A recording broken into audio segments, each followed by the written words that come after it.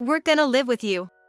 I was in the process of buying a house under my name and getting ready to move when out of the blue, my mother-in-law, who had just barged into our place, came up with an outrageous idea. I'd been relentlessly bullied by her.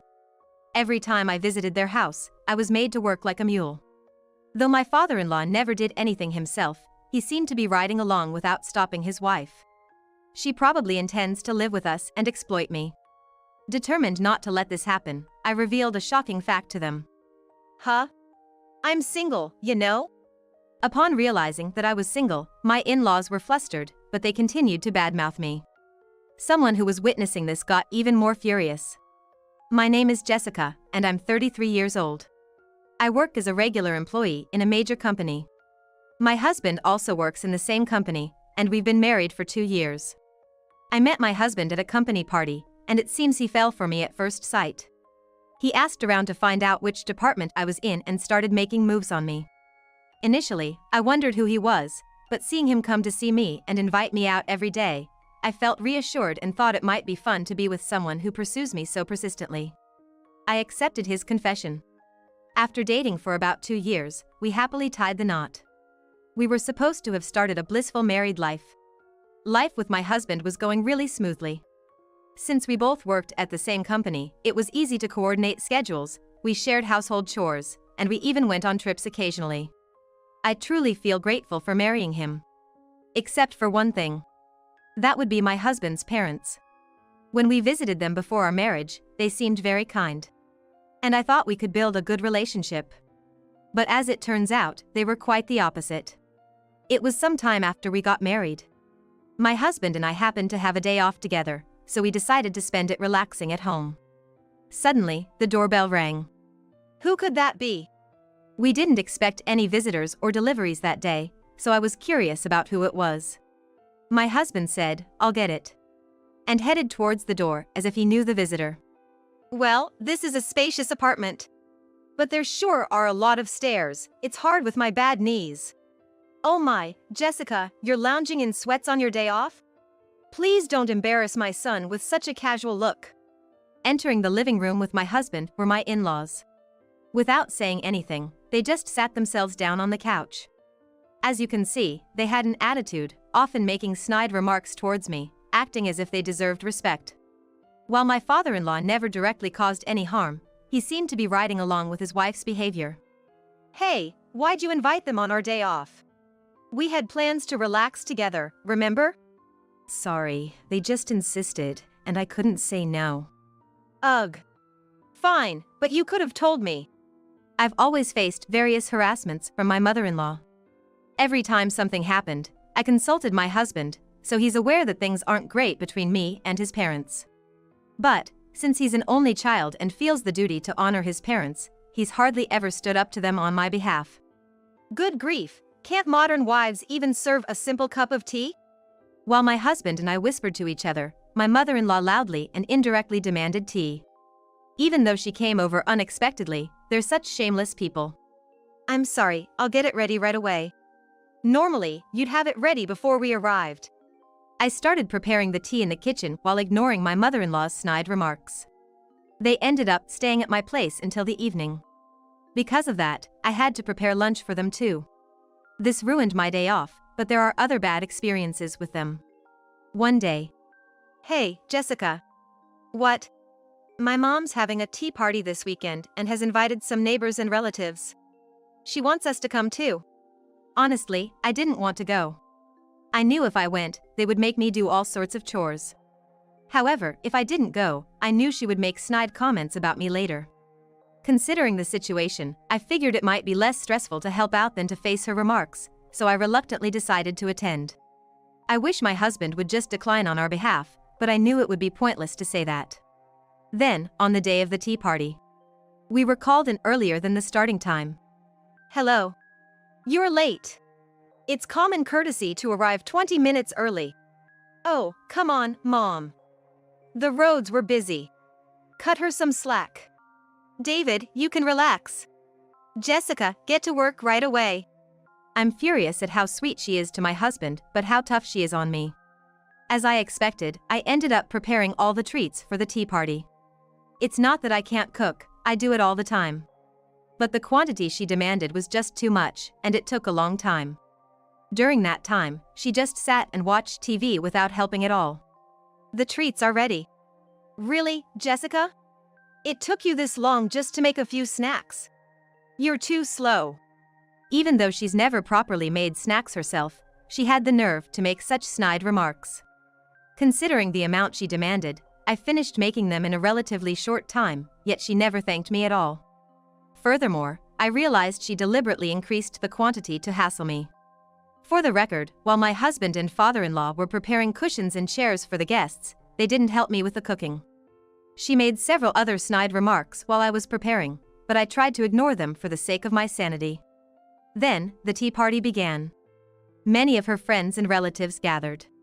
For me, this was pure torture. Whenever guests complimented the snacks, she would say, "I made them." I was a bit unsure, but I'm glad you like them. Even though she didn't help at all, she took credit for my work. Moreover, when the topic of discussion shifted to daughters-in-law, she made up stories, saying things like, "My daughter-in-law treats me like a slave." It was very uncomfortable for me. After the tea party ended, I had to clean up everything, and she even asked me to clean the room. I felt like a maid. Holding back tears, I thought to myself, I'm never coming here if she calls me again. But life wasn't that easy. The tea party seemed to be a big hit, and it became a regular event. Especially, many said that they loved the snacks. Jessica, there's another tea party next weekend. Please come. But I have work that day. You can take a day off, right? Are you trying to embarrass me? If you don't come, I'll make sure you get divorced. She called me unexpectedly and insisted I come. Even when I said I had work, she showed no mercy. I didn't have the courage to oppose her and felt threatened by the possibility of divorce, so I always obliged, taking days off from work. As a result, I ended up working tirelessly for these tea parties and taking frequent leaves from work, which made things uncomfortable at my workplace. I was mentally drained. Whenever I discussed this with my husband, he just said, "Come on, she doesn't mean any harm. Just let it go." He never really helped. Before I knew it, I found myself constantly pondering how to break free from this miserable life. The answer I came up with was to get a divorce. It meant separating from my husband, David. Honestly, I grappled a lot with the decision. Even though I felt betrayed by David not helping me, a part of me still loved him. But I didn't want to continue a life tormented primarily by my mother-in-law.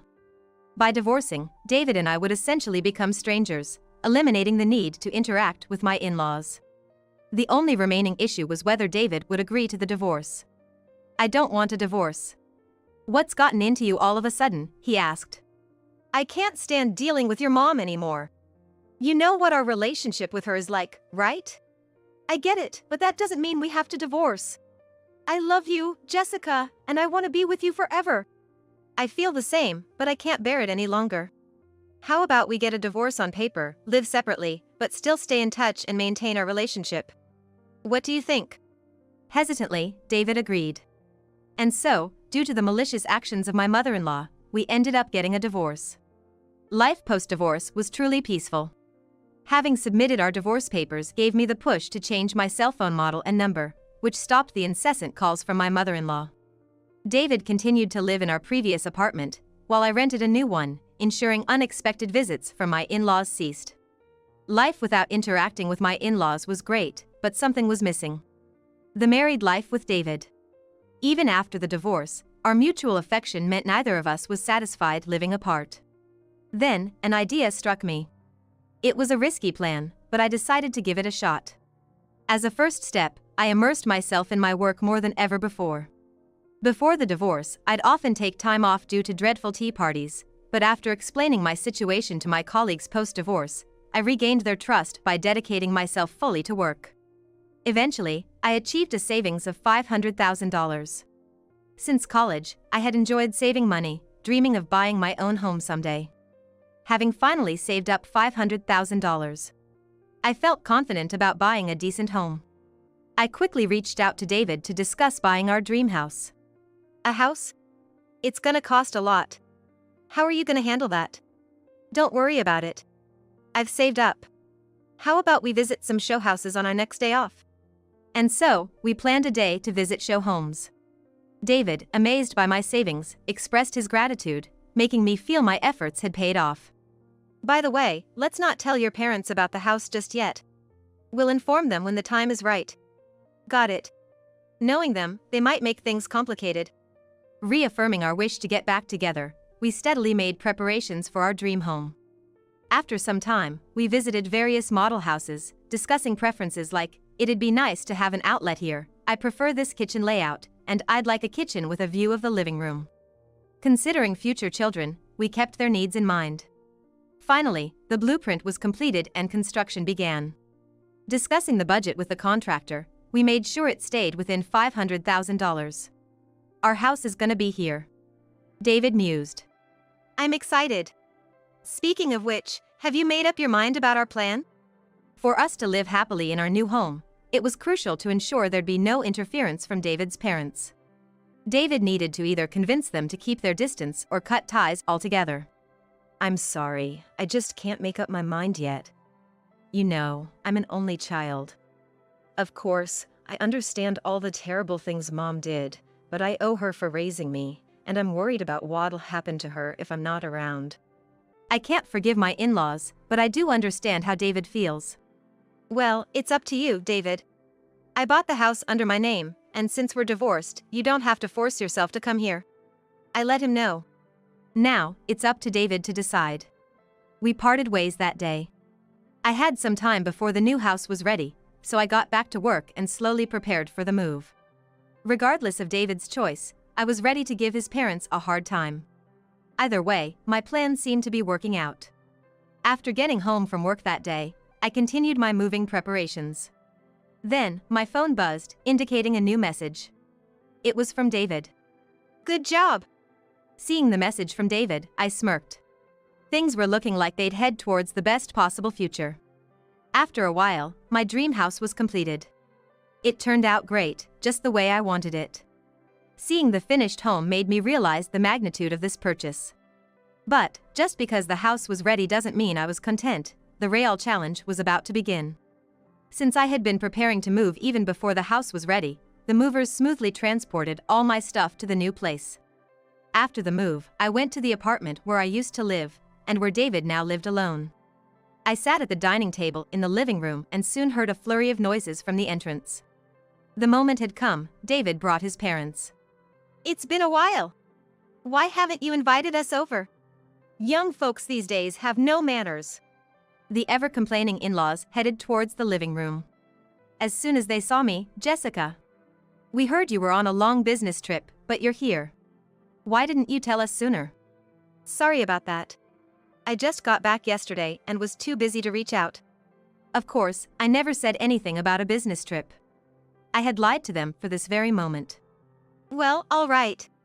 But you bought a house, right? And spent a lot of money? It's pretty spacious, maybe we should live with you.